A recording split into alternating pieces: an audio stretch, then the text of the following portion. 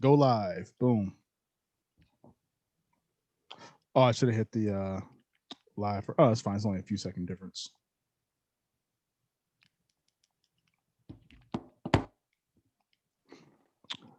I'm not in the what's the name? Did Ty see the link yet or?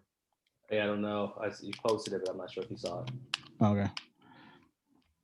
We'll see if he hops in within the first few minutes or towards the end again. We'll see. We shall see. Oh, we are good. We're live. We are streaming on all platforms. So let me switch these up. Anywhere you guys want to share your links, feel free to do so.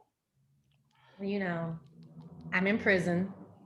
I was going to ask, was your prison sentence up yet? But it's not I think yet. I have like 45 more minutes. You said 40. So it tells you down here like you can't post for an hour. You're still in jail. That's crazy. I've never been in Facebook jail. I think I've been shadow banned a lot. Definitely. One of my homegirls stays in Facebook jail, so she just has a whole second account for when she's in Facebook jail. But this was my first time. I've never been in jail before either. They got you in gym pop or you in protective custody? I think I'm in gym pop because I'm a real nigga. Can't hold me down. I feel you. So, Rob, you ever been in Facebook jail or Joe? No, I don't believe so. I don't really post that much, so because I don't post a lot. I was on the attraction. Yeah. Me either. It was a comment. It was literally a comment that they didn't like. It's Wally trash. Wally Sally, what up? You using the Facebook clink? Using the bank? Somebody else been in the clinker? Yeah. Whoever in the chats, we're officially streaming. We're not all the way ready, but we're streaming Facebook, Twitter, YouTube, Twitch, all that stuff. Alibi's ready. Yeah, Alibi, he ready. So Alibi, Alibi is not here with us officially. We got baby Alibi joining us, but Nolan's Alibi is gonna be in the comments all night. Hey. So he's getting sloshed. But everybody, yeah, man. But everybody, I see you. What up, Ayana? Ayana, how you doing? Glad you came. Welcome to the pod. Welcome to the show. You know how this go.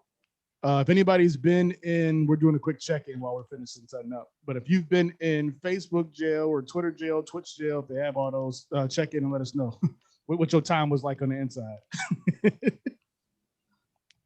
That shit is so trash. And let's be honest, they just do this to mute Black voices. Because my comment, I stand by my comment. All I said was, if white savages like Kyle Rittenhouse, Dylan Roof, and James Holmes can all be arrested with no harm done to them, I don't see why Ma'Khia Bryant couldn't have done the same. And here I am. Apparently, white and savages is offensive, but they are white, and their behavior, by definition, savage. I was curious too if it was that or even just mentioning like AK. They're trying to crack down on, you know what I'm saying? They're trying to crack down on gun talk or something. Nah, it said hate speech. What? It said hate. Yeah, I'm hateful. That's crazy. I'm so confused. So free me. I got 30 minutes. I would love your comment, Bianca, but I can't. But love. Oh, you can't even see it? I can't comment. I can't like a post. I can't comment. I can't do anything. Oh, wow. Everybody in the chat. Free Alicia. Free Alicia. She on timeout. 29 more minutes. Oh, man. Who's that with the dial-up? What's happening here? Hey, that's a potential stepdad for Gucci. I told y'all being a single dog mom is hard. Did you finish watching that show yet? Oh, absolutely. Like as soon as we got out the chat, I was like, oh, I'll spend the rest of my day doing this. Did you see the lady with the son? And she was dressing the dog up? Wait. Because I was gonna say, you know, I was thinking of you when I see you. That was me. That sweater. I was like, oh, I wonder if when I saw her, I was like, I wonder if me and Gucci can call him up. That would be super dope. She's gonna tell you, Gucci. If you treat the dog like a human, the dog gonna treat Oh, it's I said if you treat the dog like a human, then they're gonna The treat dog gonna treat you like a dog. There you go. That show was dope though. That show's so dope. Oh, I was like rooting for him. I was so happy they had their baby. It's a really good show, and I love that they are Black. Mm-hmm. All right, we are firing on all cylinders. FY that real quick. Oh, thank you. BB said she got some money on my books. Man, you made a good one. Anybody else that got money on Alicia's books? Just holla. Drop it in. I'll drop it in the comments for you. Where you need us to drop it? Joel, what are you staring at so hard over there? My TV. He's looking at the Alicia countdown. I think it's at like 26 minutes. Hold on, let me try and post something. Let me try and write a comment. Uh-oh, is it off? Can I comment? Let's see. Can I comment? Yo, what you watching? Steelers like spring practice or something? Oh no, I cannot comment for 1 hour. 1 hour, y'all. Wait, so did it push you back? Like you trying to comment? We're gonna add time on for bad behavior. I don't know what happened. Here we are. Hate speech. I'm thinking of deleting Facebook. Honestly, it's just a waste. Yeah, It's not. It's not what it used to be. it's like not productive for what I need it to be. Benefits aren't there anymore. People What- really be showing how trash they are. What were the benefits previous, Joe, that make it beneficial? Like awareness, but there's too much on it for anyone to even be able to focus on anything. It's just not, even for business stuff. It's not. You're not going to get a return on Facebook. Okay. And it's flooded with shit. Got you. All right, there's my free Alicia. There you go. Free Alicia, y'all. All right, let's get it kicked off officially. This is the Liner Notes live episode 23. We out here. The follow-up show to our podcast that drops every Wednesday on Spotify, Apple Podcasts, where we can download and stream your podcast, except for SoundCloud. No, I'm sorry, except for Tidal. That's what it was. This is 23 episodes in. I should know this by now by heart, right? Anyway, I'm your host, A-Quil, joined by our esteemed colleagues. I haven't used esteemed in a while. We're still esteemed, though. What's up for Alicia? Alicia, you know, she holding down from the prison phone right now. You know what I'm saying? We gotta make sure she, you know, it don't drop in, collect. You know, we got money in your books though. Thank Alicia in here, Joel in here, Survival in here, baby Alibi is in here. Like I said, Alibi is in the comments. But he had a time right now living his best life. So he's gonna pop in and out. You know what I'm saying? He wanted Mr. K-Dot, but you know, we still gonna represent him with the picture. Our other homie Ty, who said if you joined us last week at the end of our podcast, he popped in for the last 10 minutes. So we'll see if he pops in today. Anyway, everybody, how was your weeks leading up here? How was your week? You guys feel free to start. Joe, you want to give a one word answer? Yeah, it's just chill. This is a week. Yeah, chill. Long work calls every day, all day. Yeah. Alicia, how was your week? How was yours and Gucci's week? I've been living my best life every night, leaving my kid to go do ratchet shit with my homegirls. And Gucci been choosing violence because of it. So we've had a very tough week. But you know, I love my little Gucci. He's over here knocked out. Hi, Pooch. Survival, how was your week? You missed last week's. How was your last week? I did not miss last week's. Well, you weren't in here. I wasn't. Face, I wasn't there. You were in the comments though. My mother-in-law was here. My wife's mother came to visit us for the first time in like 6 weeks, so that was good. She hadn't seen her granddaughter in I'm sorry, 6 months rather. And that's that's like 1/3 of her granddaughter's life, like at this point. So it's not gonna mean much later, but right now she's missing out on those like key developmental things, and just seeing her grow and like grow hair and teeth and little shit like that. So that was really good. Last week I had childcare every day, so I wish I could go out and do ratchet shit with my friends, but my friends aren't around. My friends got kids too. But this week was cool. I mean, it's straight. Works, whatever. Yeah. It is what it is. How about you? How about you, A-Quil? Week was good. We didn't do trivia again this week. when the verdict came down, we wanted to make sure to take some Right, precautions and be safe. right. Yeah, like literally, we were planning to do trivia. And So that was that was on Wednesday. Wait, Tuesday. no, Tuesday. Yep, Tuesday. So we were planning to do it, and then the verdict or the announcing of the verdict happening came at like 2:30. That it was gonna happen like in an hour, and it was like fuck.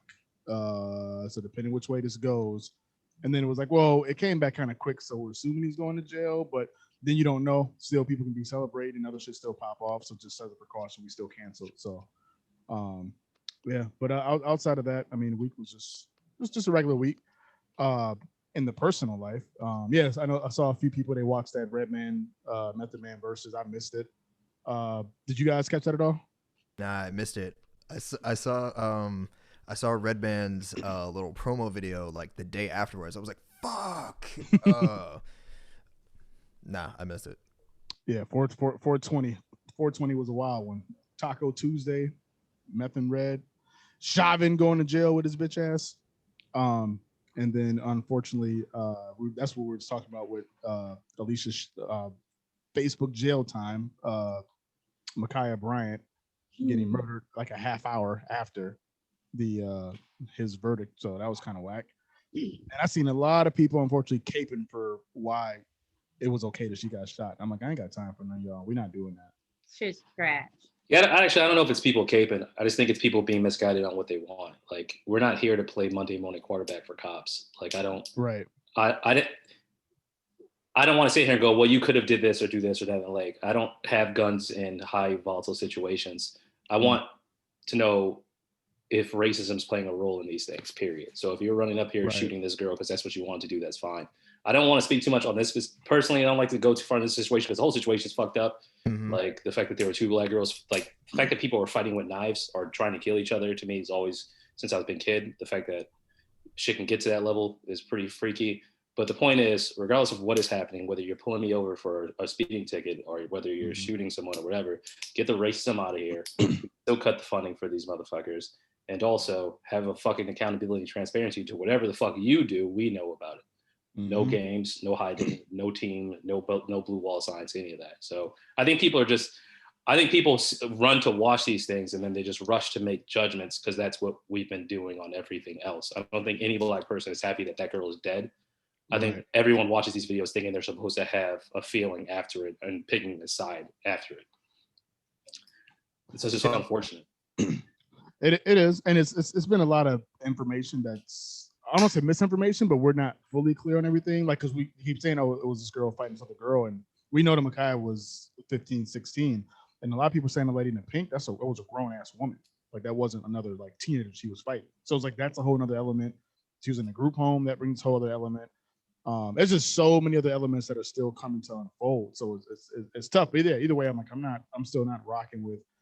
It was okay because she had a knife that the dude can come up and just blast like within 2 seconds of getting there. Like that goes back to your training period, and that's where the whole system just fucked up. Like period. Period. I agree. If we can arrest those with assault rifles without harming a hair on their head, we should be able to arrest a girl with a knife the same way. That's it. And whatever comes from that arrest, that's fine. But yeah. Oh, Wiley, the sentencing for Derek Chauvin, that's in a few weeks. I don't know the exact date. I do know he's facing up to 40 years on that, was it for second degree murder, up to 25 years, third degree murder, and up to 10 years for second degree manslaughter. I don't think he's going to get those maxes. I think the baseline is usually like 12 and a half years per. Then I'm sure they'll try to make him run concurrently. And I think that's what Nora got, the dude that killed Justine Diamond. He got like 12 years. So I'm sure they're going to use that as like a kind of a baseline of what to get us to. So we'll see what happens. Some other news real quick. We can get out of the sad shit. Sorry, it was just a lot of shit that happened this week.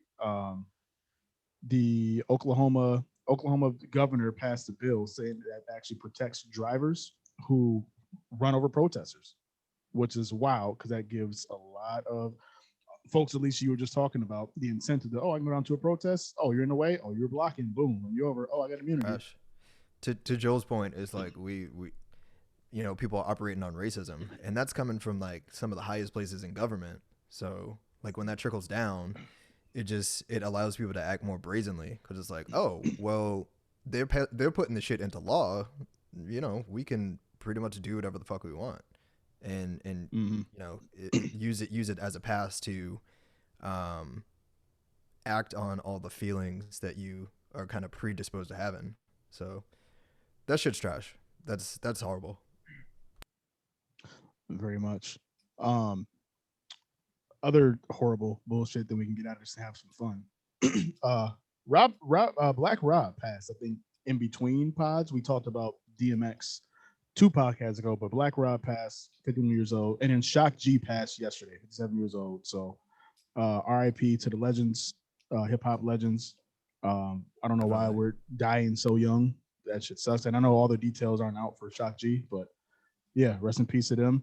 I saw you guys had mentioned Joe and Survival. Brother named Terrence Clark had passed. He's from Boston.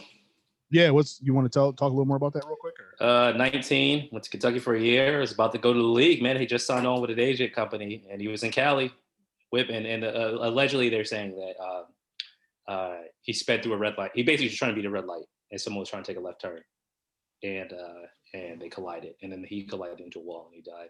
But it's unfortunate, man. Whether it's Shock G, Black Rob, or anyone, you don't know how it's going to end. So it's just best to cherish everyone and everything while you can. I feel awful for this young man's family. I don't want anyone to die at 19, man. You know, that's half of what I've had. I just want everyone to be able to get as old as humanly possible. I don't give a fuck if you don't do shit with your life ever. You can sit in a room and play with your cat until you're 1,000. Shit, you had to play with your fucking cat till you're 1,000. So I don't really care. So I feel bad. Rest in peace to that young man. Condolences to his family. Anyone hurt. Yeah, man. And then one last RIP we'll say to Prince, his 5-year death anniversary, if you want to call it that. I hate saying that, but was back on Wednesday, 4/21. I was going to ask y'all, though, do you remember, because I know how huge it was here in Minnesota when he passed, like people were out on the streets for like days. First Ave was running like they were just staying open 24 hours. Like I remember we went down to that first night, meet a few like DJ homies, and then like I went back because my wife had went, I think, a different time with her friends, and then me and my wife had went down there another night.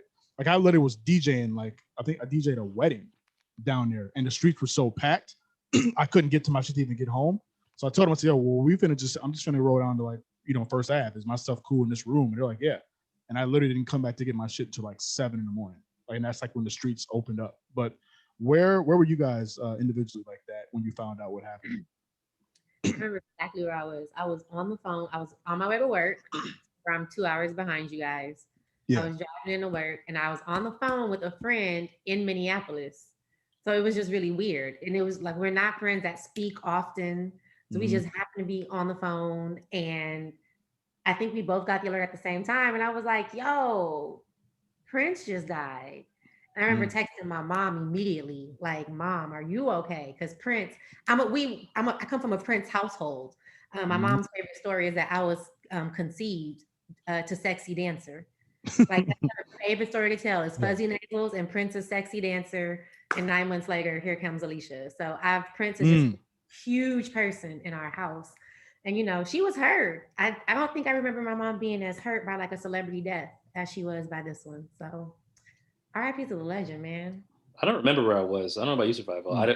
For me, I think when I go back and forth about it, I wasn't crazy on Prince. I also think it was timing. Like Prince is a pretty adult artist.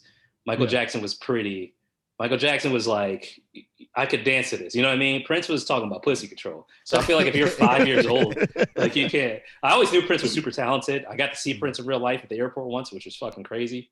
I was never crazy. You want to tell that story? Oh, I thought Prince was a woman. When I first saw Prince in the airport, I worked in the airport, so I would see celebrities all the time. And the two crazy celebrities I saw were Chris Brown, and this is Chris Brown right after Kiss Kiss came out, so he's not like, he's on his way. It's pre-Rihanna. He's on the whole Rihanna, him being Rihanna. Yeah. He's on his way up. He's already a superstar, but you're like, oh, fuck, it's Chris Brown. But super tall, too. Also, I'm being in the main area of the concourse in Minnesota, in Terminal 1 or Lindbergh, whatever they used to call it. It's just where everyone goes to shop, there's just a commotion. So you're like another celebrity. And there's a cart, someone driving a cart, and there's 2 women on the cart. And I'm like, they got to be models or some shit like that. One of the women was a fucking dime, 10, perfect. The other woman had her hair laid down. I look closely. And it kind of closer. I'm like, who is this celebrity? Who is it? Who is it? And it's fucking Prince. And he had on fucking glasses with his dime piece, hair laid down, like hands, like Prince, majestically. You know what I mean? Just straight face. People are losing their fucking minds. I'm just mesmerized by this nigga. Like, yo, this nigga is like, he's one of those people who is he's magical. He was not.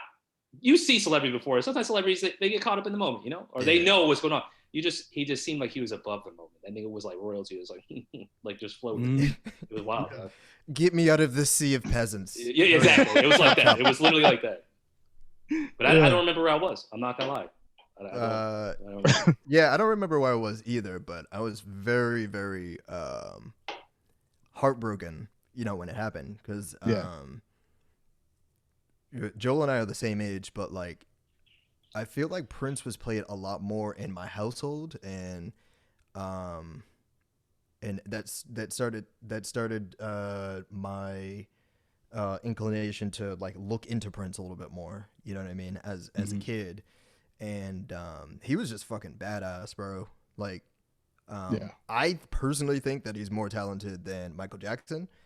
That might be a wild take, but it's a very wild take, and it's very disrespectful. And we're not even gonna do this. We ain't gonna do this. It's not a wild take. One plays instruments. Prince couldn't dance, and he couldn't moonwalk. It's apples and oranges. But it's apples and oranges. Yeah, it's apples and oranges. Like he definitely had a flair for showmanship, but it was in a different way. Like he would cut out like the cheeks of his pants and shit, and like but he was a monster at instrumentation and his voice and like as far as just all the musical stuff, just playing a whole bunch of different. Like I remember when he got inducted into the Hall of Fame, the Rock and Roll Hall of Fame.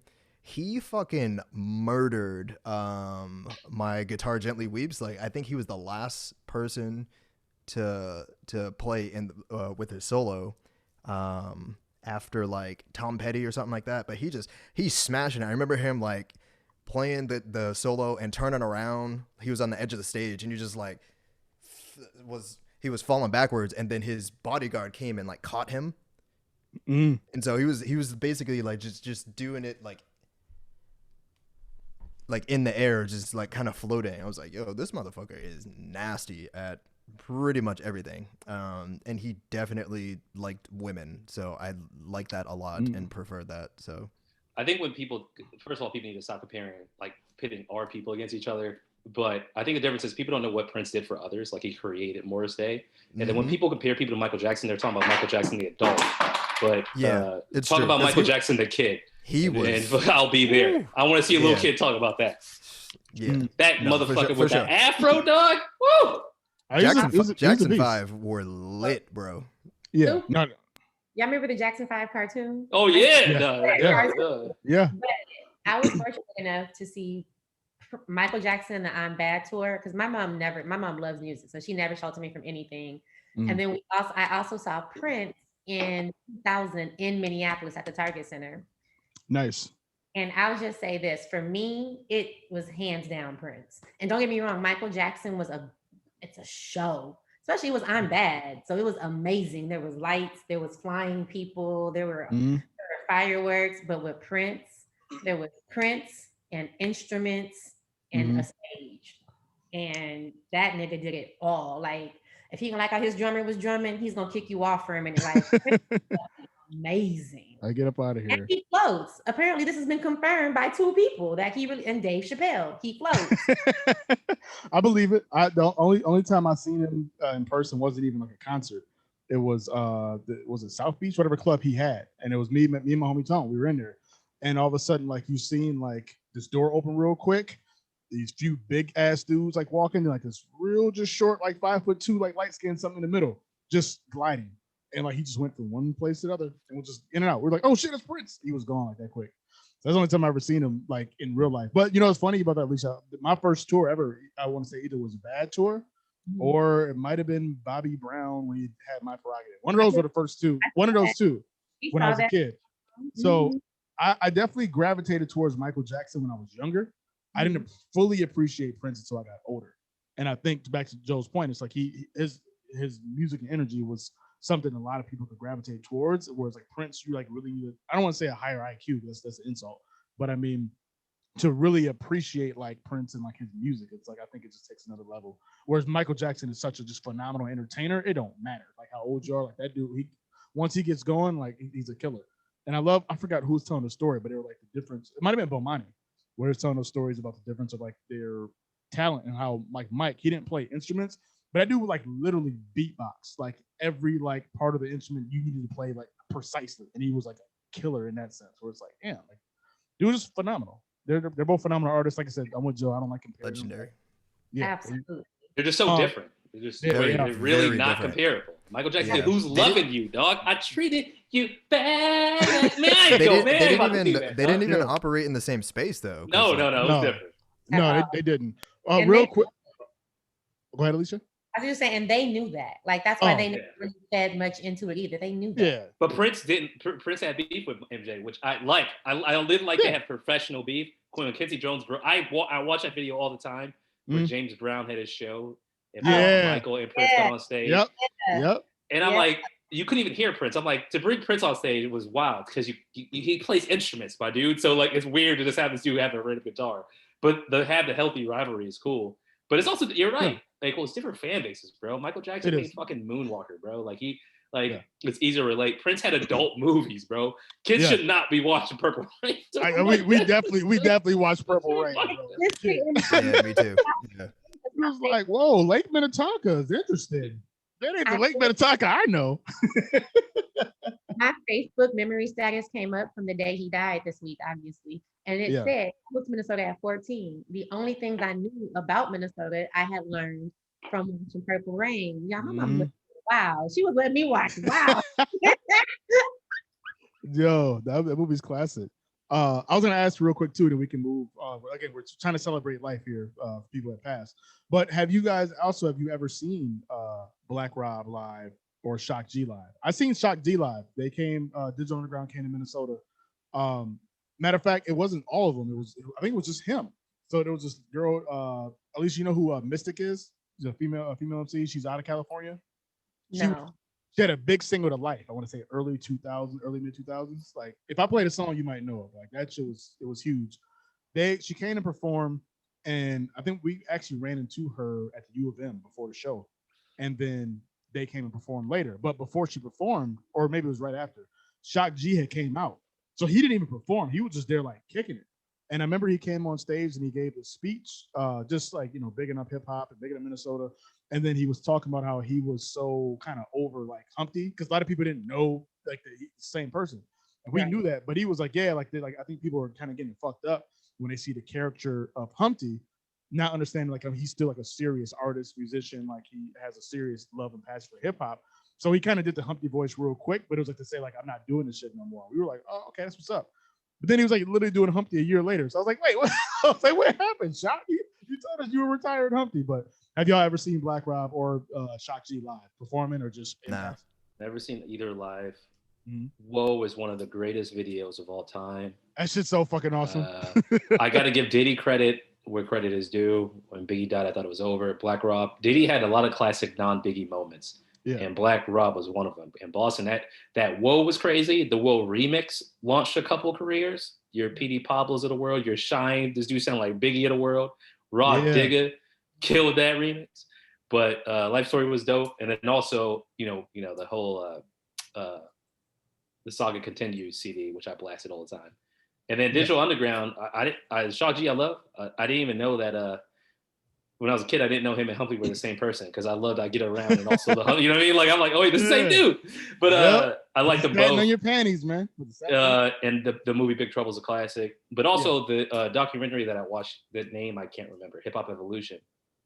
They spent some time on Digital Underground and they did it justice. Yeah. So if you haven't watched it, watch that. They did. It was cool. It was cool to watch that.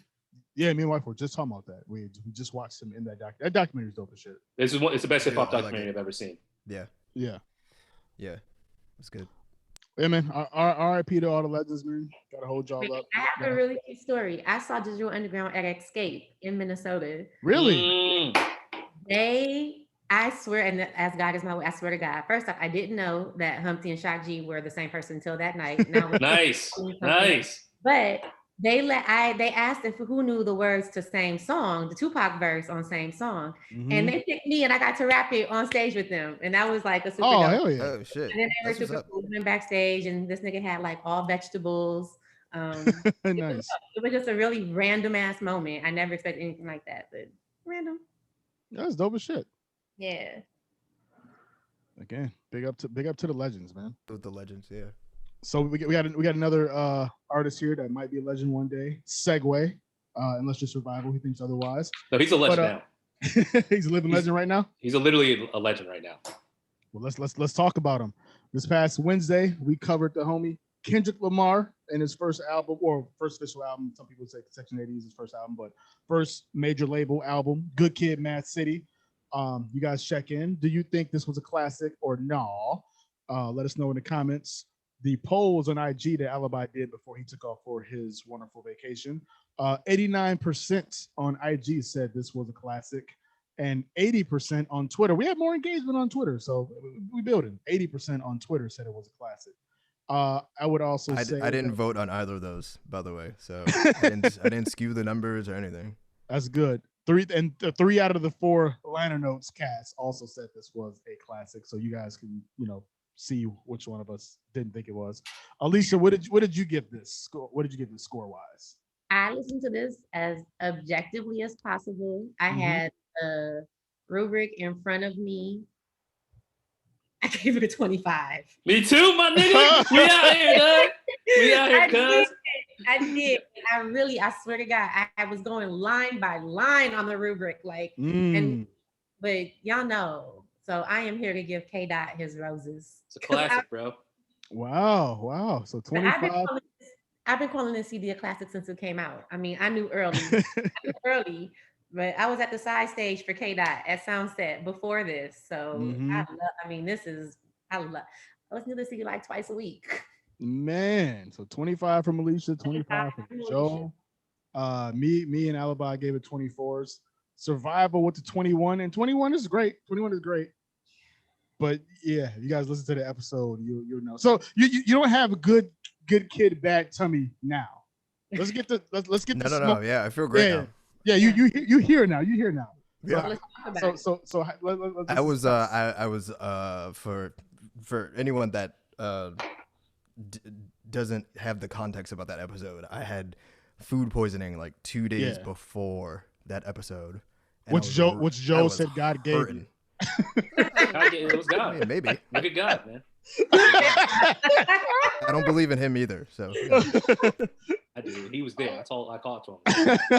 It's what it is, dog. Oh man. And by the way, for those who've been following us, I'm sure you guys are like about time, because we had not given out a classic for the last 4 weeks. So we are finally back in the classic category. You guys can stop killing us, left and right. I'm still getting folks hitting me up about the 50 episode. I'm like, fam, that was like 3 episodes ago. No more 50. Really? Yes. People are still mad about 50, bro. All right. Yeah. So, but back to K. Dot. Was there anything that we missed on the chat, or on the podcast you want to bring up here? I'm gonna also ask the chat, just throw in there, what are some of your favorite songs from this album? We got a wide range on the on IG. I saw a lot a few for Backseat Freestyle, a lot for Swimming Pools, a lot for Bitch Don't Kill My Vibe, a lot for Good Kid, M.A.A.d City. Well, that's 2 songs, tell me, but like for both of those. Yeah. I'm actually curious to about Alicia's score and how she arrived at a 5 for impact. So for me, and I think Joel may be pointing it out on the podcast, this is TDE's Reasonable Doubt, but I think it's sustained. Like, this really put a whole, and he continues. I think you can't, and then it really brought the West Coast back. Like, it reminded people that the West Coast still has stories to tell. But I just think the TDE impact alone was huge, and that was based on this album. Nobody was really fucking with Black Hippie before this. Nobody knew Ab-Soul from Hoover. Like, nobody knew this. But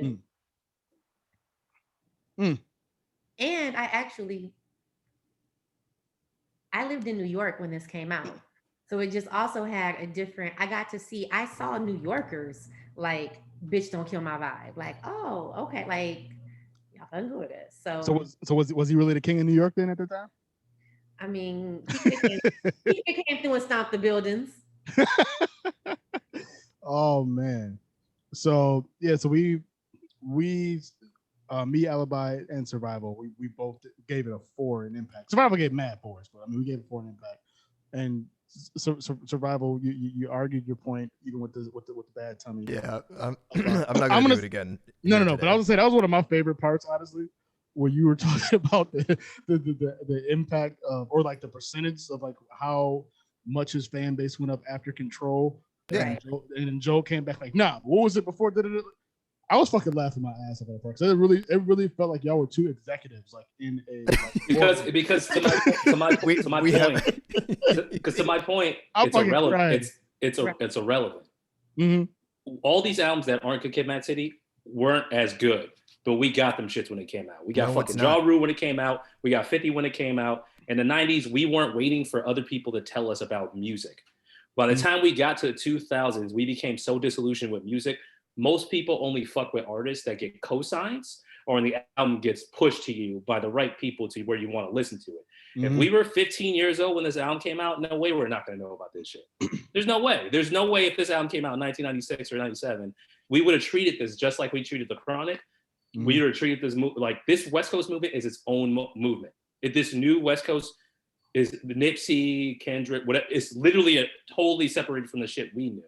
And people are loving it. And I'm watching kids follow these dudes like we did when The Chronic and Doggy Style came out. So I believe me giving it, because I gave it a 4 initially, but I'm like, that's me being older. In 2012, I'm not on hip hop the same. I never wanted another nigga to tell me about new artists before I knew about it when I was in the 90s. I never wanted that. That was my number one thing. So if I was 16, 17, 18, 19, and this album dropped, I want to come to school first. Like, y'all don't know about Kendrick, y'all slipping. Y'all don't know about this dude, you slipping. I was going to ask you, how much does that play a role too with technology?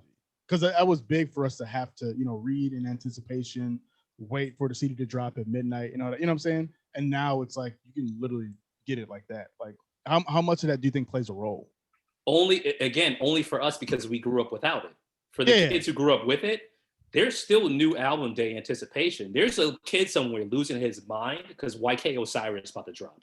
There's a kid losing his mind because fucking Shooby the Doobie the Bop Mumble motherfucker is about to come out.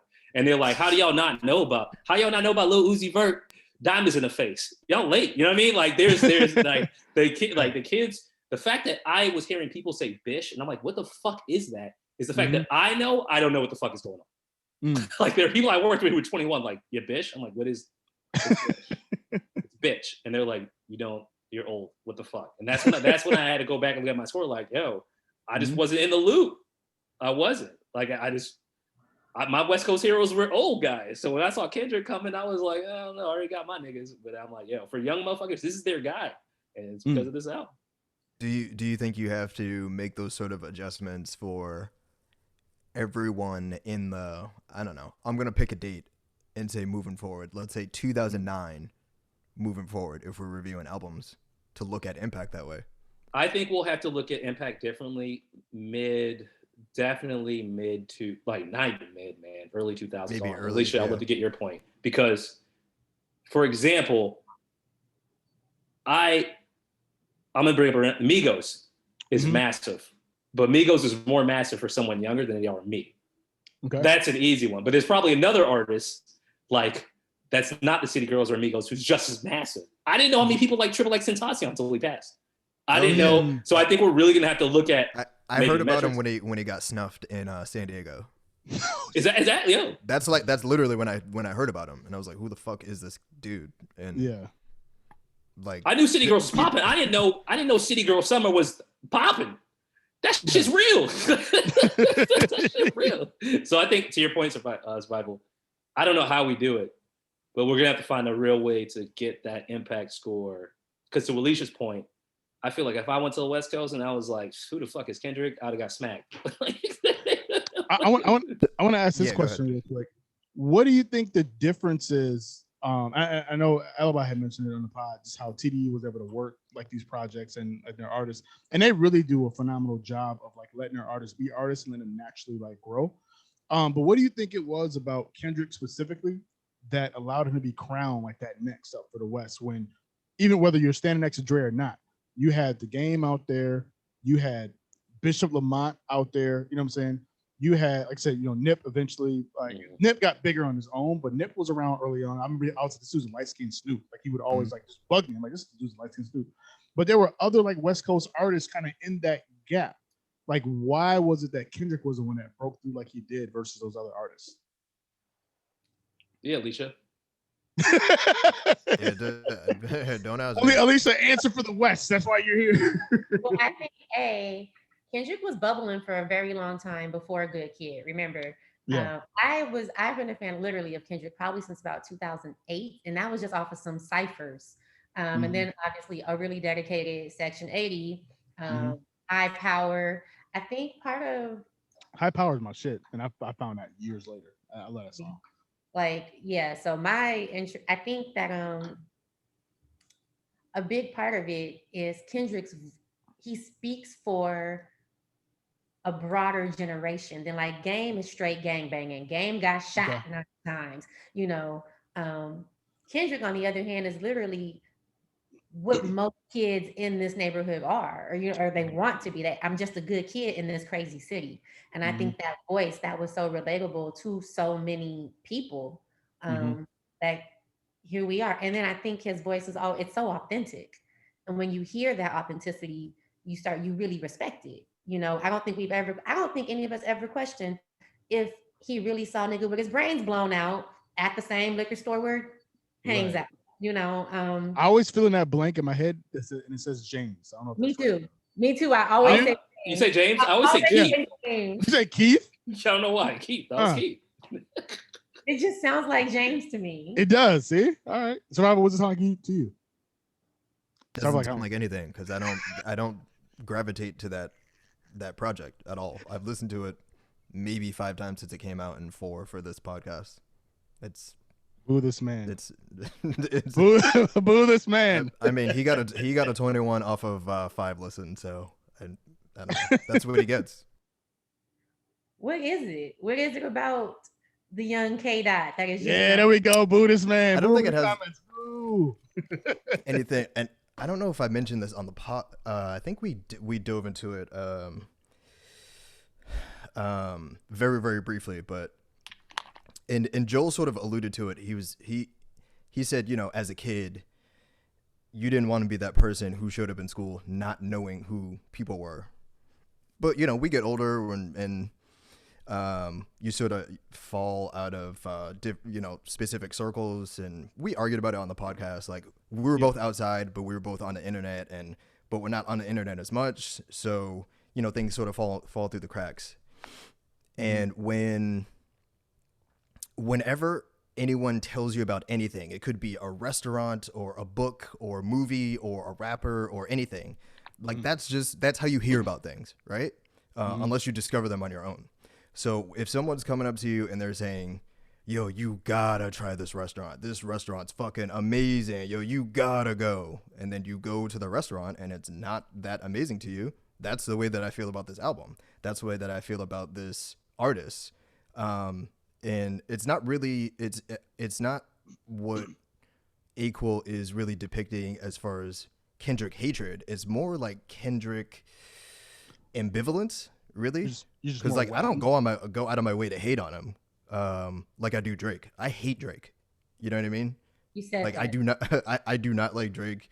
And I'll put energy into like my hatred of him. For Kendrick, it's sort of like meh. I heard the album. It was cool. I gave it what I gave it. I've heard it a couple of times. It didn't sway me one way or another. I've heard his subsequent stuff through various channels. Again, I wasn't like going out to look for them. I've heard him on features, and again, it's just like for the people that were telling me that he's the greatest thing since sliced bread, I just don't feel that way. So, and I'll continue to hear him whenever I'm in a space to hear him. But again, I'm not running to look for Kendrick's releases, and I'm not going to like out of my way to try to listen to him. I will say that Kendrick's score for us did put him at the top, so he is either tied or alone in first place for our highest ranking album. So that has to mean something, right? Oh, really? Yeah. Kendrick was at a 23.5. So for anybody that's at home keeping track, and we'll probably run through this at the end of our season. This is officially the highest scoring album amongst the Liner Notes crew. So, well, is it higher or it's number one? It's number one. I think it's number one because I'm happy with that. I think Big was number one prior, and Big was 23.4. Nice. Let me confirm real quick. I'm happy with that. But yeah, also, you said Big was 23.4. Oh, here we go. Yeah, I think we also had more reviewers at the time. Yeah. For Big? We had one more for Big. Did we? Oh yeah, we did. Yeah, so that's why there's like there's different same with Black Album scoring in the decimals. Yeah, Black Album would probably be higher. No, oh yeah, I was saying, and that's why. So going back to if you guys missed the Ja Rule episode, we did our tournament like March Madness.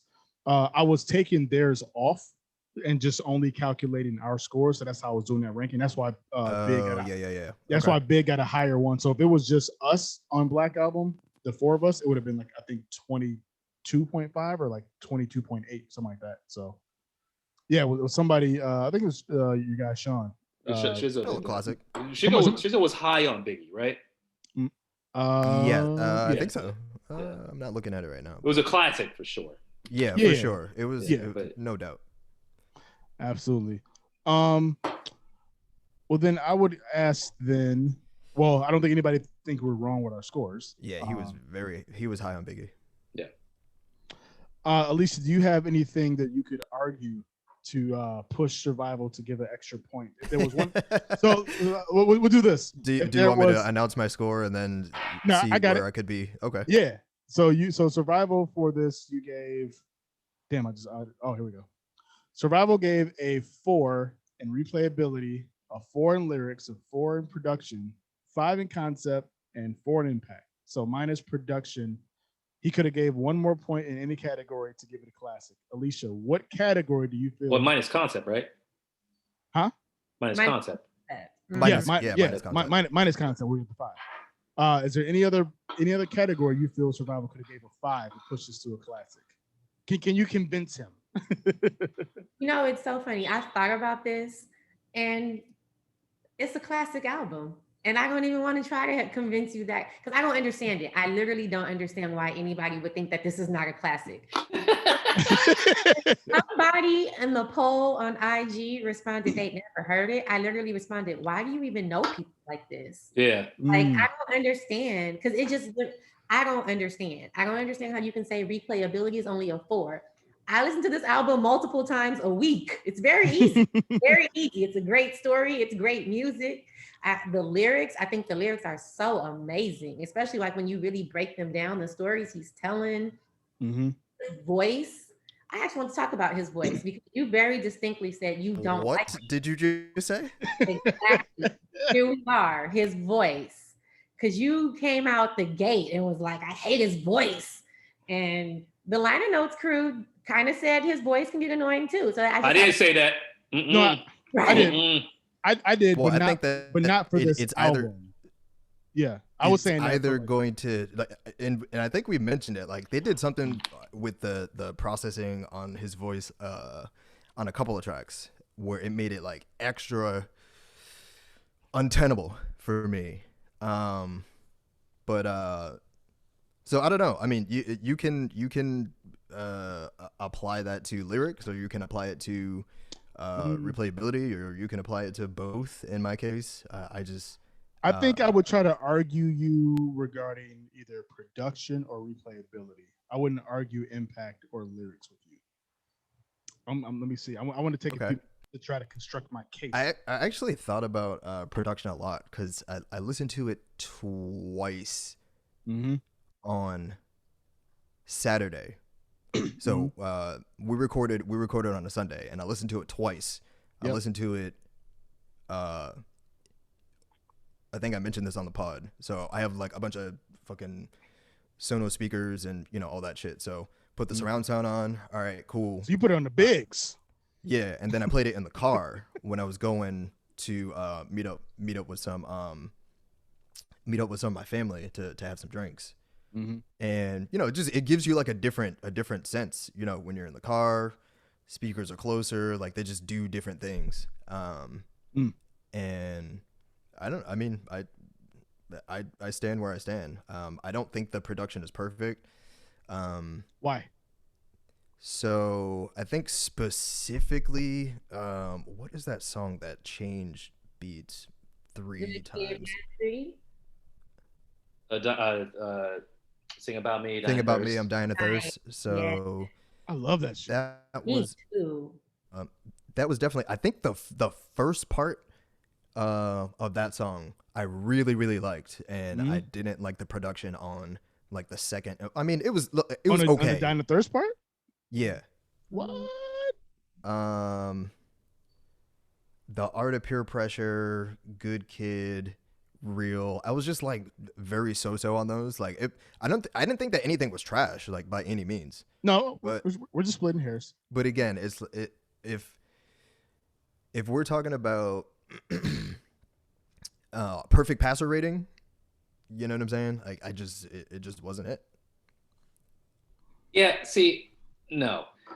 My thing is, we need to figure out what like 5 is. Like we did Scarface. No, we do not. A 5 we do. out of 5 we do perfect. Because the reason is this. Lyric 5, like I'm going to talk about lyrics, and then we'll go to other thing.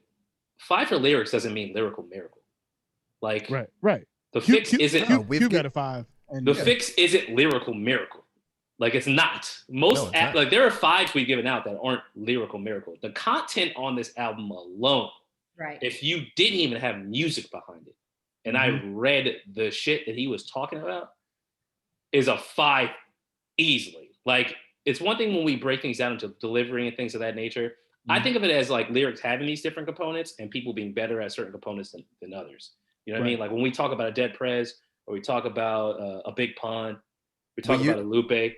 I just have a question, but you're saying that you just enjoy the content, like you find it relatable. You think it's like what about the content? Because there are other folks that have bad content, but they do it really well, and I think we have maybe 1 or 2 of those episodes coming up where that has sort of the opposite logic, right? Because I'm saying I don't have a problem with the content. I have a problem with the way that he executed. But that's the point I'm making. I feel like we treat different people differently in that aspect. Like we treat people's highs and lows differently. I feel like when I'm looking at a person like a Scarface or a Dead Prez or someone who's not known to be lyrically gifted, there are some things I weigh higher, like their tone, like literally how they delivered this song, how they like what they were actually writing in, things of that nature. For example, if we think about the super lyrical people outside of Nas, who kind of like has the same Nas sound in every song, and because he's a super lyrical guy, a guy like the guys like Lupe, the guys like Big, they're not rapping lyrical miracles every single song. There are some songs that are just pretty normal that they do. Right. But they're not going to lose points on those normal tracks just because they're not as high as the other tracks that they really went off on. With Kendrick, I don't think, like we talked about Kendrick being compared to Lupe. Someone had that tweet and about one being a better lyricist than the other. I'll never say that Kendrick is the best lyricist that we've reviewed. Right. I don't even know where I don't even know where he ranks among those guys. He's probably he may not be top 5 if we look at all the people we've reviewed.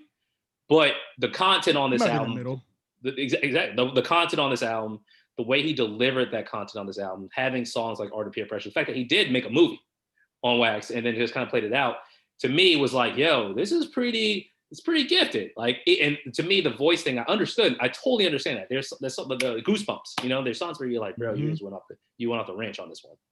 But what sealed it home for me was I was listening to Art of Peer Pressure, and one of the comments said, yo, this is like very Andre 3000-ish. Like the effect that the beginning of this song has, how he's rapping this, how he's singing this, and then how it switches off reminds me of fucking artist storytelling. Like it was weird. Then I realized it. And to me, it's like, he's literally the day in the life. This is a fucking Bronx Tale on record, bro. I don't know, man. This shit's crazy, bro. This shit crazy. So I see what you're saying. It's just like, yo, this shit crazy, my nigga.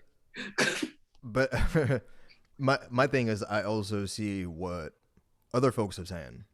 I don't think that anyone is necessarily crazy for being a fan of Kendrick or for enjoying his content or enjoying the production. I enjoy the production. I just don't think so. If we're being objective arbiters of whatever the score is that we're giving it, and Joel is gonna come on a Friday and say we need to define what a 5 is. Like, I completely disagree with that. Like, because 5 is like whatever you define as perfect, and I just define a 4 as imperfect. You know what I mean? Like, it doesn't, like, I'm not saying that like a 5 has to be the exact same thing as what A-Quil defines as a 5, because then there's no point in then we're automatons and we don't need to have a podcast. You know what I'm saying? Well, not really though. That it's not saying that we're automatons, but I do think that we can't do all this in a vacuum. Like, we can't all have the same thoughts, but we need to, like, the fact that you say, yo, people kept bigging this up to me, I think is already dangerous, because that's like every musician I don't like. I never listened to Dead Prez. I never listened to Dead Prez before this podcast. I never listened to it. So when A-Quil and Alice told me how important this album was to them, how crazy it was, I'm like, man, fuck these niggas. This ain't my shit. Again, I disagree because please don't tell me trigger about Alicia with Dead Prez songs. But I listened to it and I'm like, okay, based on how I've listened to this, it was pretty good. I didn't give that shit a 22 either. I don't think, but here's the difference. My thing is, I don't think about that album the way they think about it. Right. But when I just Joel in the room in this album, I'm like, I get it. And to me, Kendrick's album was the same. It wasn't, when it came out, I wasn't as crazy about it. It was, Alicia knew a lot more about Kendrick than I did. It's funny because I was crazy about Kid Cudi when this album came out. And there was a dude I worked with, him and his little brother used to tell me about Kendrick Lamar. He's coming to take over. I'm like, no, he ain't. No, he ain't. I remember he used to be like, yo, nah, it's old niggas running that shit. And I remember hearing it and I was like this. But I do think sometimes that thought process or just outside thought process will have an effect on things, even when you do listen to it repeatedly. Because it's really hard to separate yourself from the world while you're listening to something. Just like when we talk about Kanye West, it's super hard to be like, yo, I'm just gonna listen to this nigga rant for an hour and then just objectively rate him and not have any. It's just hard. It's hard. Like, I just let me ask Alicia after, because I think you've been. Hold on 1 second. Gucci is really choosing violence right now. Get him. I'm gonna hold that question. Well, let me ask A-Quil then, because he's like fairly objective, and thank you. I try to be. Yeah. Because Joel might disagree. Joel thinks that I'm a hater. Do you think that I hate Kendrick Lamar after an hour and a half of a recorded episode and then whatever this is, 62 minutes of a live? I don't think any indication that like I hate him, and I'm like, I'm not gonna give you a 22 because I hate you. No, I don't. Based on what I've seen so far, I will say though, I would have pegged you to be a Kendrick fan prior to this, so I was a little surprised. You thought I would have been? Yeah. So okay. We can circle back later. I'm curious to see who like your favorite top 3, top 5 artists are. Period. I'm curious. But I would say I don't get hate from you. I do get pushback because everybody is saying it's dope, so automatically it's like, well, it's not dope, and it's like, well, for some people I do understand that. I would just only question is the pushback of him not being so dope is tough. First, if everybody said he was cool, then would you give him a little more kudos?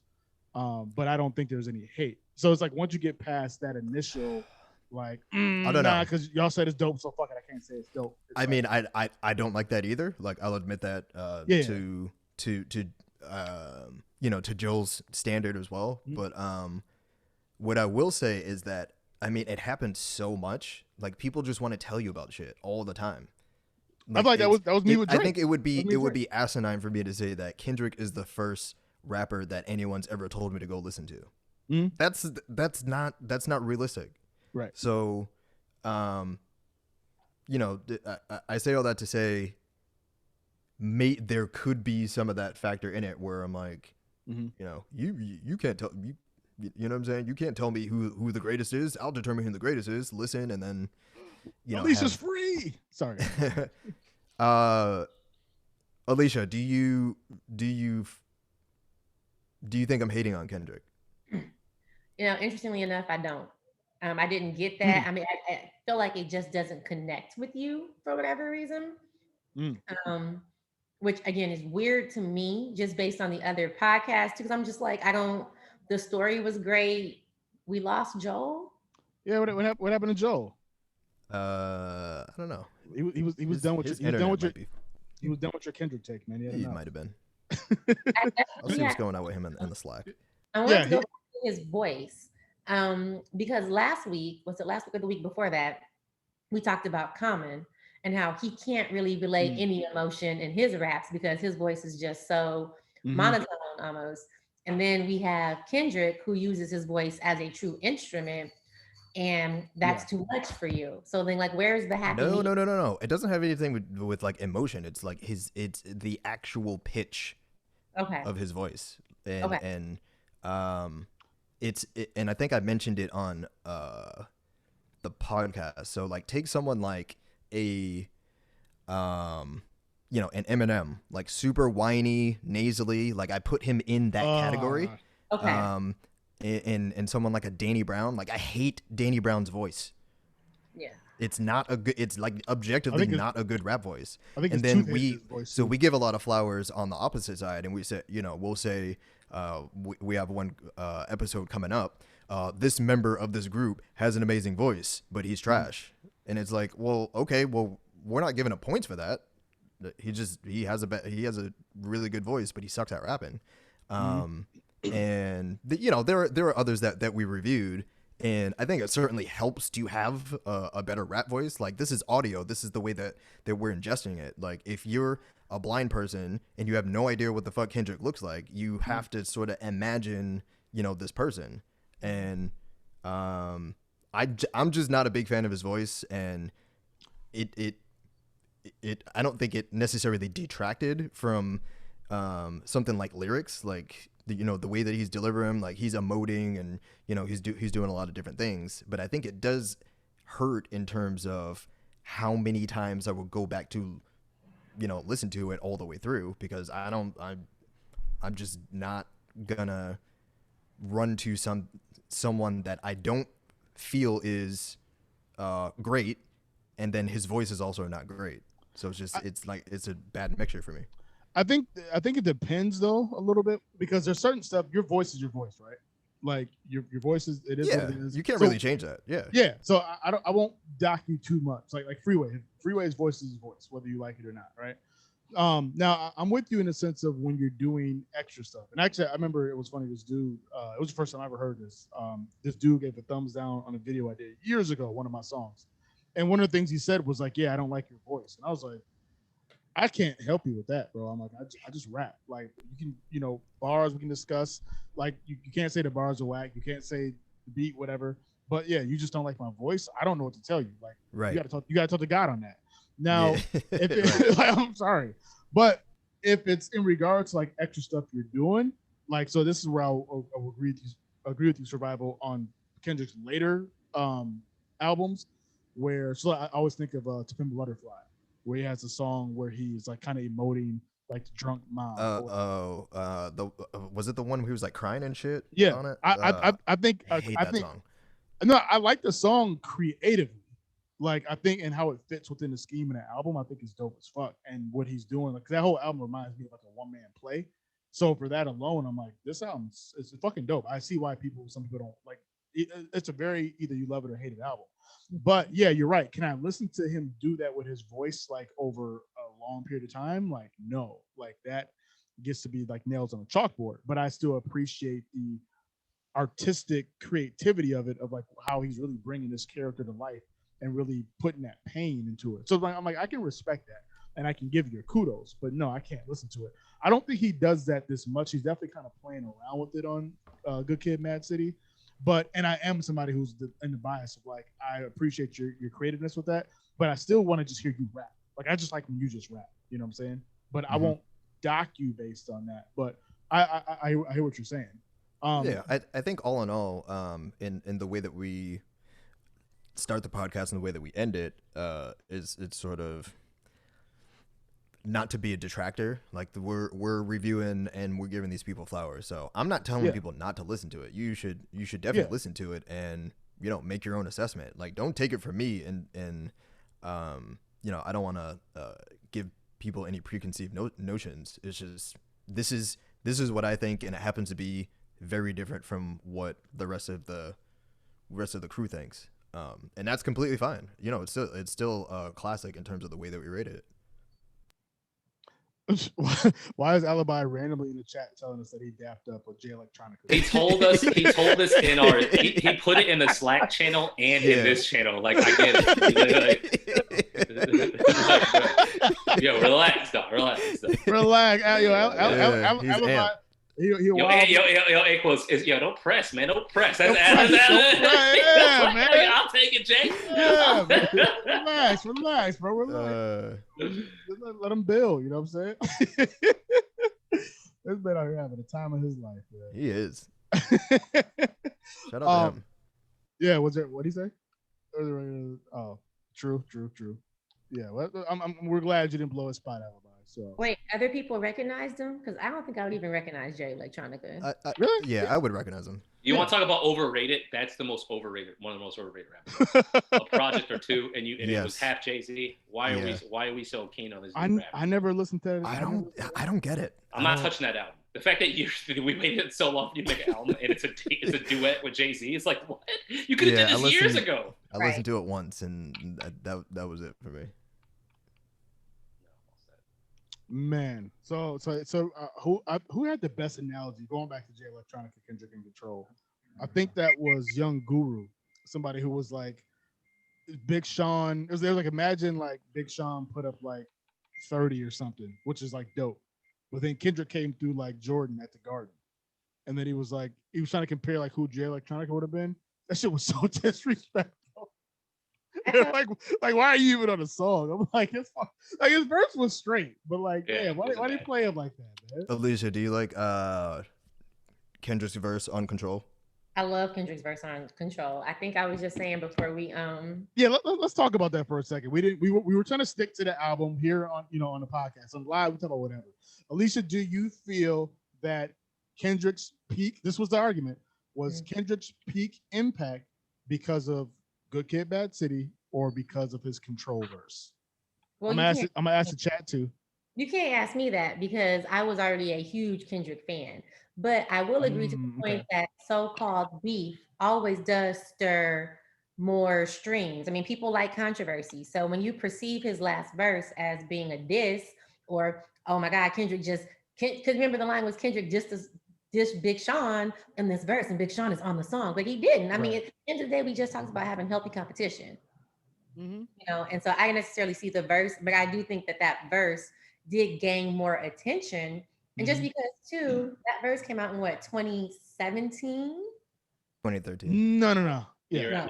Okay, 2013. But even compare that to 2011, like we had or 2012, like it was just different. I just think people were more accustomed to consuming music differently by then too.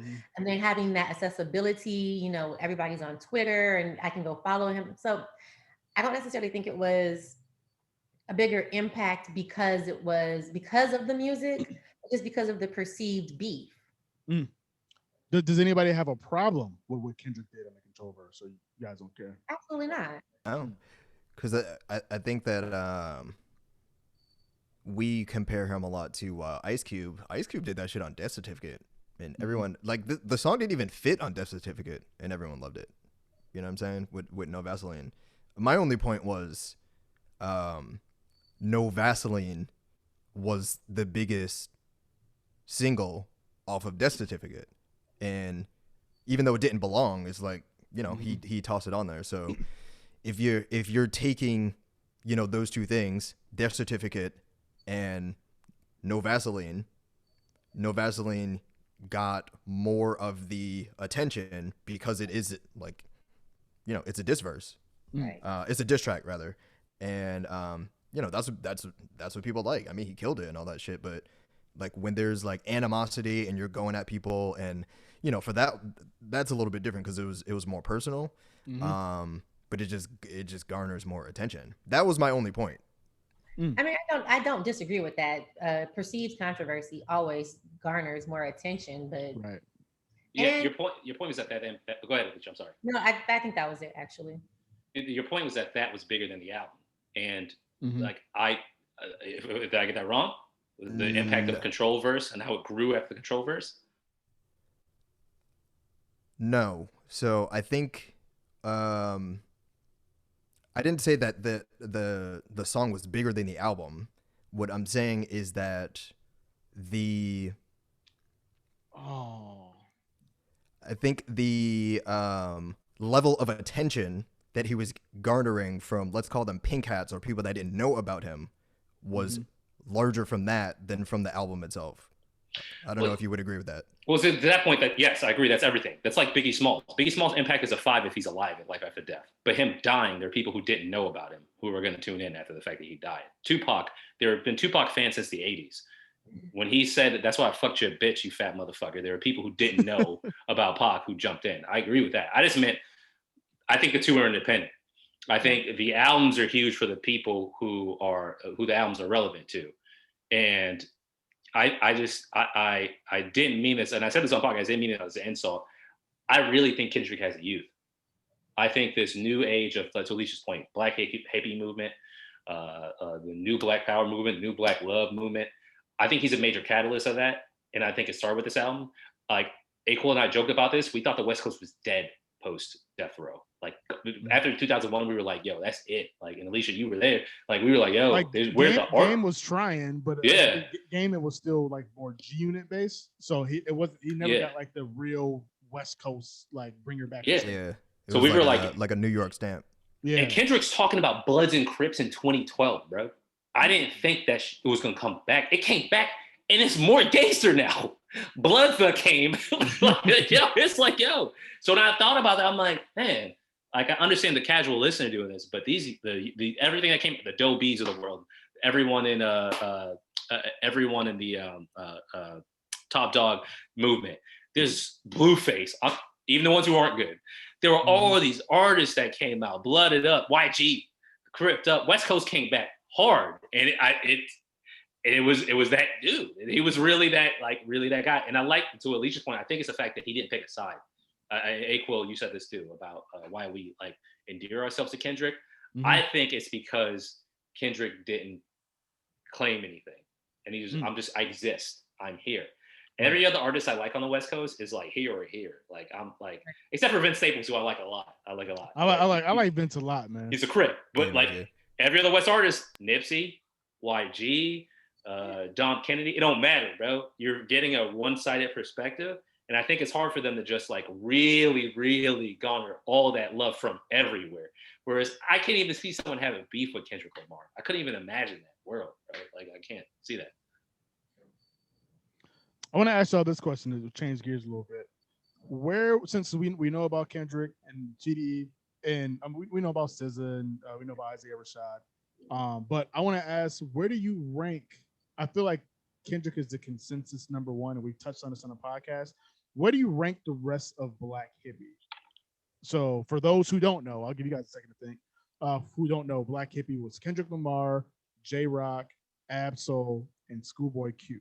So that's their, official, unofficial group. Remember at one point there was a talk of trying to get them and Slaughterhouse to do an album, or not album, but a song, which I thought would have been dope as fuck. But where do you rank them 1 through 4? Those 4, Black hippie. So again, Kendrick Lamar, just in their terms of talent or your favorite, however you want to rank them. I'll start. I go Kendrick, J-Rock, and then I flip-flop between Ab-Soul and Schoolboy Q. I'm gonna say for now, Ab-Soul, then Schoolboy Q. How do you guys rank? My 1 and 2 are the same, and then my 3 and 4 could be either one of them. I mean, I think we can even talk about J-Rock. J-Rock got one of the hardest features on this album. J-Rock is amazing. J-Rock's project was amazing. His last album, easy. And then I don't really necessarily distinguish between Ab-Soul and Schoolboy Q like that. I like Ab had he was on Prime. Prime was Royce and Primo. and he had that song with him. It's Royce, Absol, and Mac Miller. Oh, that song's my shit. And they all got off. And I would never say I was the biggest Mac Miller fan. Mac Miller has a couple verses here and there where I'll be like, all right, man, I'm like, I fuck with this dude, man. Foreshadowing, Swimming, one of the greatest albums I've ever heard in my entire life. One of the greatest albums I've ever heard in my entire life. I cry when I listen to that shit, I think. That's it. Absol had a good. I'm gonna give you a second to get it together. No, Survival. How do you rank TDE? Joe, you get together. You got them tears for a second. All the moisture was last week.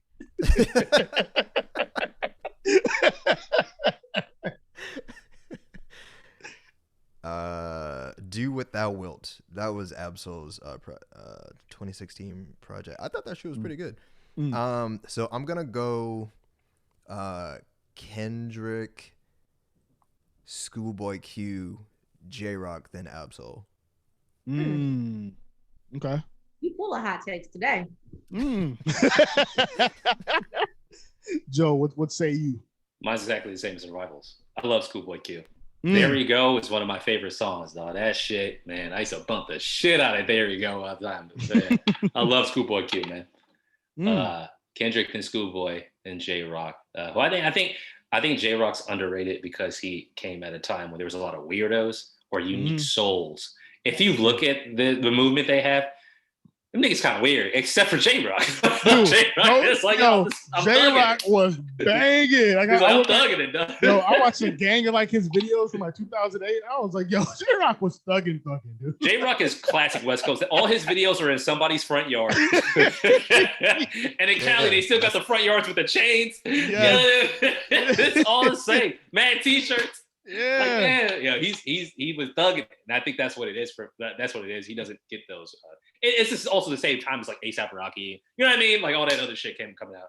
Whereas I feel like he can get that. But I understand J-Rock team too, for sure. Like I get it. Okay. We had a few chimes in. We got J-Rock just towards the top. Yeah. Okay. Kendrick, J-Rock, it's cool. And they're all dope too, honestly. They're all dope. Yeah. Can't lose. Yeah. Anything else we missed on the pod? Or anything you guys want to cover? Otherwise, we get up out of here. So it's almost 7:30 or 8:30 for y'all. Well, shit, 7:30 for me, 8:30 for y'all.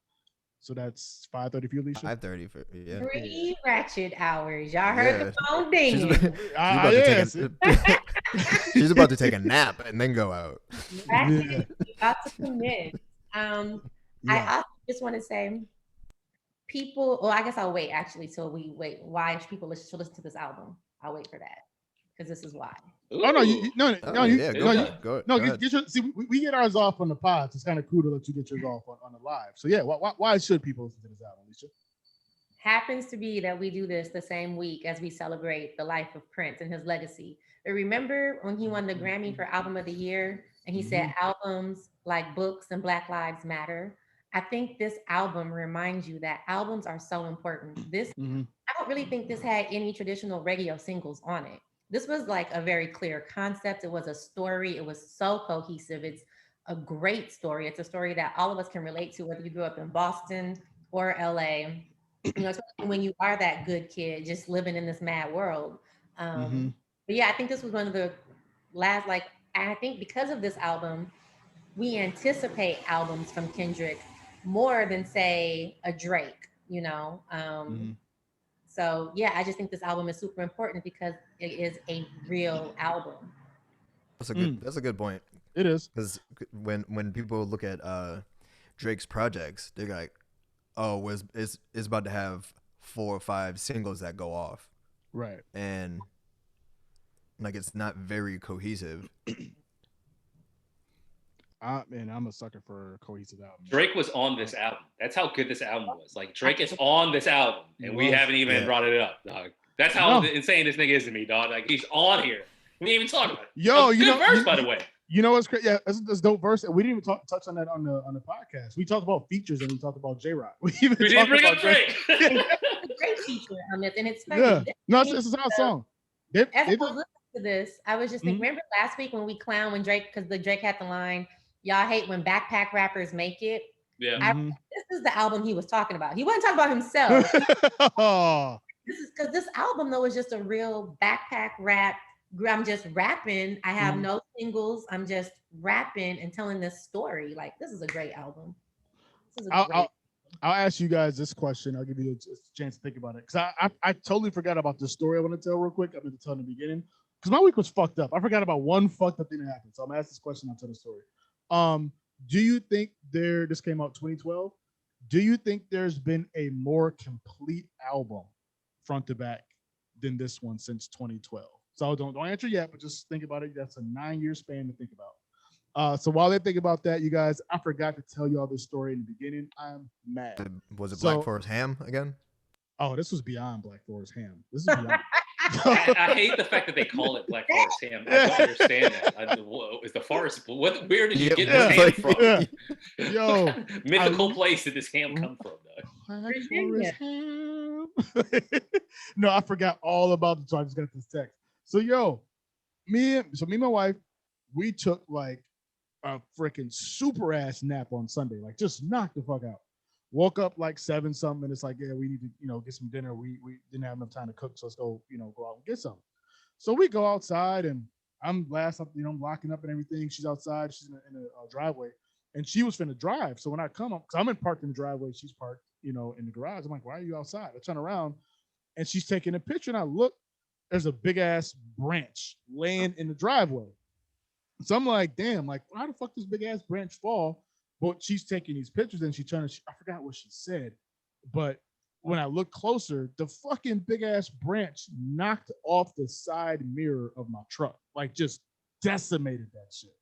So I'm fucking pissed. I'm like, I literally just put all these repairs in my truck, like not even like maybe a month or 2 ago. And like for this just random ass branch fall, and you can't do shit. It's in your own driveway, your own tree. So I'm pissed. I just looked at her. I was just like, yo, I'm livid. Because my wife, she's trying to like crack jokes when we feel better. I'm like, yo, I'm mad. I want to be mad. I want to hear no jokes. Let me be mad. Yeah, I'm just over here. I'm like trying to, like, I don't want to take it out on her, but I'm just over there, like, fingers tapping, just like I'm pissed. So luckily, we was able to get it fixed right away. My pops was able to grab something. He came through the next day. We got another side mirror, put it on, like, and all that. So it's cool. And I'm like, he was like, I can haul away the dead branch. And I was like, well, fam, we need, like, it's a big, heavy ass thing. Pops brought the chainsaw. I got to use a chainsaw. So that was the best part of the week. I got to use a chainsaw, and I fucked that tree up. Redemption. That tree owed me money. So yeah, I forgot all about that. I want to tell that earlier. So that was the beginning of the week, and then everything else happened. So random story time. Now that I've told that story, have you guys decided? Is there any more complete album than this album since 2012? I'll start with Joe. There's some close ones. The next, we'll talk about this amongst ourselves, but the next season we're gonna do, I'm gonna focus solely on albums that came after 2010 because I'm old and I hate everything new and shiny. But there's albums that I listened to that came out after 2012 that I love a lot and I listen to all the time. Vince Staples' Summertime '06 is one of my favorite albums of all time. It is longer though. So it's another West Coast niggas. I'm getting sick of these motherfuckers, dog. It's a pretty introspective, great album. Hot take, man. I think Vince Staples, not like total artist, but lyrically is better than Kendrick Lamar and a lot of people that I like. I think he's amazing. He's super underrated. I think he's one of the best rappers I've ever heard. And then I will say outside of him, Mac Miller's Swimming. A lot of instrumentation on it. Okay. And it's Mac's last note to the world. You hear the depression, you hear sadness, but it's not all that. There's a song called Ladders, which was one of my favorite songs of all time. Those two specific albums are like they don't have the impact. Well, Swimming maybe, but they're fucking crazily complete. I want a dog. Okay. All right. She about to scrap with that, does she? About to scrap. So telling you, man, it's hard to get the sweaters off. Go ahead, Survival. I mean, I would agree with those. I mean, I don't want to. It's difficult because I think the notion of like a complete album is kind of married to this concept of a concept album, and I think there are probably a lot of complete albums that are like complete, you know, anarchy or keep to some specific theme or, you know, shit that the kids like. I'm just not like well versed in a lot of the shit that the kids like, because it's just not it's not where I'm at in life, you know what I mean? And I don't have a like, you know, there's a lot of music coming out that's bringing to light a lot of like, you know, mental health issues and shit like that, and you could argue that that's complete. So I think as far as what we're referencing as completeness, you know, as related to like Kendrick in his concept album, you know, there's probably some close ones, but you'll probably make an argument from a younger person's vantage point that there's some stuff out there that's like really, really cohesive that we wouldn't fuck with. You know what I mean? Yeah. Okay. There's not. I'm fucking with you. Triple X's album. X's album question mark. The question good. Mark one. Yeah. That's good. And that's good. He's like in a real dark place. That nigga, yeah, that was a good album, dog. That shit was sad, but yeah. Okay. Alicia, on the wrap up, do you think there's a more complete album that's come out since this one? I don't know if more, but I think equally complete. Chance's first one, the 10-day suspension. That was I've actually wondered about like there's probably no way that we can include Chance in this podcast. I mean, it would just depend on if you start doing mixtapes, and you know what I'm saying, because I mean, that's a discussion to be had, but he does produce a lot of content that would probably be worth reviewing. Yeah, especially that one. I think Nip Hussle's Crenshaw was a great concept, and I actually think Victory Lap not as good, but I think Crenshaw is a great concept mixtape. Victory Lap, yo, it's not a story, but Victory Lap is easily listenable, dog. And Nipsey, what's up? Nipsey Hussle is like, we talk about this. He's not a lyrical dude at all, but the way he says "nigga" make me think that I'm a crip, dog. The way Nipsey get out these bars, I'm like, oh shit. Niggas, honestly, I was thinking of putting him on the list for this season, but you know, like we got a lot we can discuss. For 2010, he's one of the people I've been looking at. Yeah. The only person I left alone was Rhapsody, because the Alibi won't let anyone. I was like, I know this is. He has to nominate her. It's your thing. Rhapsody, it is. It's the whole thing. What about you, A-Quil? I mean, it's you probably thought about it, right? Because you put together the syllabus here. Yeah, but no, I didn't think about that part. I was off the cuff, so. Shoot, who would I think of that would have a complete album since 2012? It's sad because I feel like my first maybe I would go Royce Booker Ryan. Maybe. Yeah, that's a good one too. Yeah, I would throw it in the discussion, but I don't want to say for sure yet that it is. That's a dope album too. Shout out to Royce. Hot take. I don't like Royce. I don't like him. He's a fucking monster. His voice, literally. I'm never gonna say he's not a good rapper. I'm never gonna say he's not a good rapper. I won't go that far. That's because you ain't got rocket launcher, man. You ain't got rocket launcher. I hate his voice. Go. I just wish Eminem never existed. Then look that up on YouTube. I'll look it up. I never got into Royce. Never got into him. No, that's always been my Achilles heel with Royce. It's like, stop. But you don't like his voice? No. I like his voice. My Achilles heel is I don't like him talking about Eminem so much.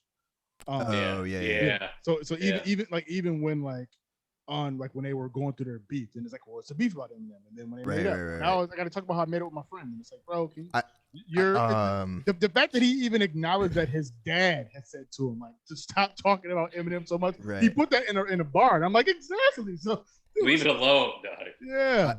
I thought that we honestly got an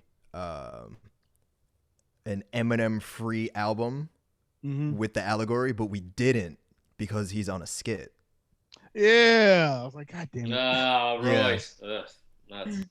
I like that album too. Yeah. Alicia, that's one thing we'll have to talk about is Eminem. We avoided purposely, and that's also why I took 2010 plus. I'm like, I don't even want to have this argument. Like I don't mind doing Eminem next year, but I'm not even gonna touch it. I'm gonna let somebody else do it. I'm all set. You can call me a hater on that one. I'm all set. No, it would be funny though. Y'all know that would be funny. We'd have we'd have a ball with that. I play devil's advocate just for the take. I'm not even that crazy about it, though. Man, well, cannot with the Kendrick and Royce slander. Oh, Survival's not making me friends. Well, one album that hopefully you guys won't slander, and you have to let us know if you think it's a classic or no. Coming next week is A Tribe Called Quest, Midnight Marauders. Alicia already rolling her eyes. West Coast bias. Damn shame. Super. You hate to see it. You hate to see it. You hate to see it. But I'm gonna be objective. There we go. All right. That's all we ask. That's all we ask. Objectivity. That's so next week, A Tribe Called Quest, Midnight Marauders is coming. Y'all let us know in the chat if you think it's a classic or no. And then meanwhile, you got to listen to us next Wednesday on the podcast on Spotify, Apple Podcasts, all that. And you'll see if it's a classic or no. And then join us here next Friday. We'll talk about it. Thank y'all for joining us. I gotta plug the there's gonna be some cool static promo that goes on. Yes. Don't spoil it, but yeah, that's a good one. So and shout out to Survival. Survival's been doing all the when you see like the album covers and like the alternate album cover promo. Survival's been doing that. We be here working, man. I'm telling you, like Survival. We in here with those, like Joe behind the scenes. You know what I'm saying? We have the videos going. We put them up everywhere. Even Alicia will be out here plugging videos, plugging us, just with the jokes in the comments. It's it's engagement. It's all engagement. You know what I mean? So we appreciate it. I appreciate all y'all Alibi, everything he does on IG. And him dapping up Jay Electronica. I hope you told Jay Electronica about the pod, Alibi. Yeah. I don't care if you dapped him up. You tell him to check out the podcast. He'd be like, nah, I didn't want to blow the spot. I want to yeah. Sometimes you ain't gotta be that cool, bro. Look, I met David Banner years ago. It was at a film fest. Cool dude, but I remember he was talking about like this movie he was trying to do, and I'm like, fam, I was like, yo, you gotta do this, do that. I'm not giving him advice, and he started laughing like, you right. But it's like, it's all good. It's all love. We're all fans. We're also all artists. It's all love. So anyway, thank you all for joining us. Much appreciated. We'll be back next week. Alibi's be back next week. So for Survival, Joe, Alicia, Baby Alibi, A-Quil with the liner notes. Make sure to check us out on social media, Facebook, Instagram, Twitter at the liner notes 79. Also just hit the link tree to find all that stuff, to find our YouTube. The liner notes crew at gmail.com. Hit us on the email. Don't really hit us on the email, but we got it there just in case. But just stop, texting us personal and all that stuff. But I think that's it. Anywhere else we need to plug? No, we're good. Cool. So let's get the fuck up out of here. See y'all next week. Liner Notes crew out of here and get y'all shots. Peace.